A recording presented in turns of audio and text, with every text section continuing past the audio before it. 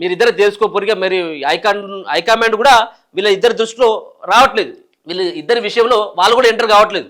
ఎందుకంటే ముందు పోతే గొయ్యి వెనకపోతే నుయ్యి అన్నట్టుగా ఇప్పుడు కాంగ్రెస్ పార్టీ అధిష్టానం యొక్క వ్యవహారం మారిపోయింది ఈ కర్ణాటక విషయంలో. సామాజిక వర్గం, పెద్ద సామాజిక వర్గం అక్కడ మద్దతు ఇవ్వమని చెప్పేసి అంటా ఉన్నారు. ఇది నాకు తెలిసి దీంట్లో ఈ యొక్క నాయకత్వం మార్పు అనేది ఏదైతే ఉందో, ముఖ్యమంత్రి మార్పు అనేది ఒకవేళ సిద్ధరామయ్యకే ఇట్టనే కనుక కొనసాగించినట్టు అయితే ఉంటే అట్లా ఇబ్బందే ఉన్నది. డీకే శివకుమార్కి మొదటగా ఒప్పందం ఉంది కదా, 2.5 సంవత్సరాలు మనం పరిపాలించుకుందాం, మనం ఏలుకుందాం అని చెప్పేసి.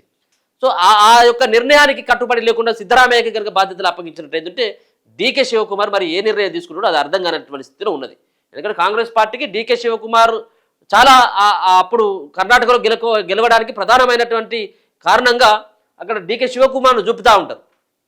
కాబట్టి డీకే శివకుమార్ మరి ఏ నిర్ణయం తీసుకుంటాడో, ఏ అనూహ్య నిర్ణయం తీసుకుంటాడో ఎవరికి కూడా అర్థం కానటువంటి ఆ పరిస్థితిలో ఉంటుంది. కాబట్టి మరి చూడాలి, అధిష్టానం వీళ్ళిద్దరి విషయంలో ఆచితూచిగానే అడుగులు అయితే వేస్తున్నట్టుగా తెలుస్తూ ఉన్నది.